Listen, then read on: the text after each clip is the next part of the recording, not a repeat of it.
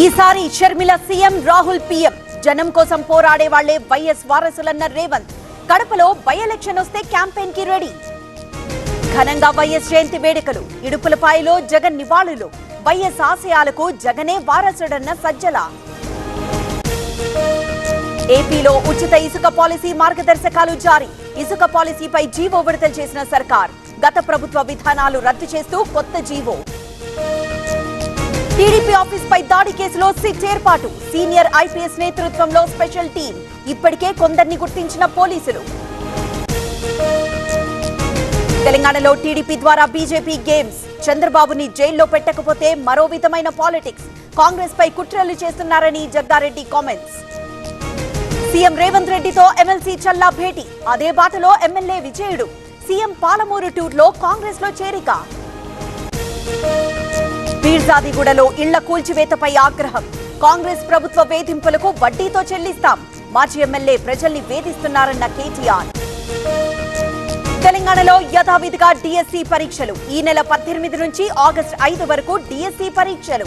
ఈ నెల 11 నుంచి విద్యాశాఖ వెబ్సైట్ లో హాల్ టికెట్లు. వైసీపీ రాష్ట్రాన్ని అప్పులాంధ్రప్రదేశ్ గా మార్చింది. కేంద్ర నిధులను మళ్లించారన్న సత్యకుమార్. పోలవరానికి, అమరావతికి కట్టుబడ్డామన్న మంత్రి.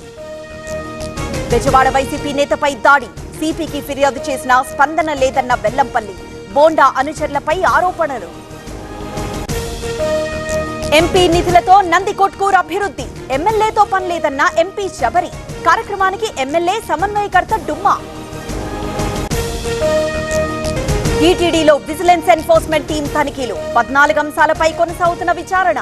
బీజేపీ, జనసేన ఫిర్యాదులు రంగంలోకి దిగిన విజిలెన్స్. ఏపీ టెట్ షెడ్యూల్ విడుదల. ఆగస్టు 3 వరకు అప్లికేషన్ల గడువు పొడిగింపు. అక్టోబర్ 3 నుంచి 20 వరకు టెట్ పరీక్షలు. సింగరేణి ప్రైవేటీకరణపై నిరసన. మందమరిలో సిపిఐ రిలే నిరాహార దీక్ష. బొగ్గు గనుల్ని వేలం వేయొద్దని డిమాండ్. మెదక్ జిల్లాలో ఏసీబీ సోదాలు. 20,000తో దొరికిన హవేలీ ఘన్పూర్ ఎస్ఐ. ఇసుక టిప్పర్ విడుదలకి లంచం డిమాండ్. జనగామ కలెక్టర్ ఆఫీస్ లో దివ్యాంగుడి నిరసన. ప్రజావాణికి పెట్రోల్ బాటిల్ తో వచ్చిన రమేష్. 3 ఏళ్లుగా పెన్షన్ రావడం లేదని ఆవేదన.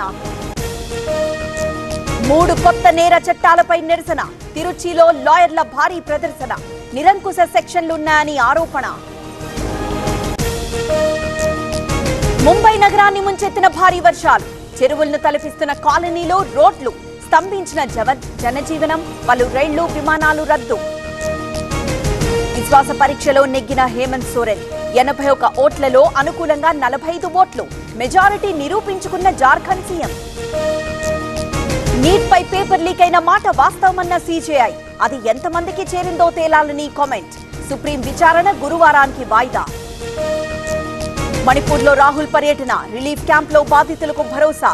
ఇప్పటికీ 3 సార్లు మణిపూర్ వెళ్లిన రాహుల్.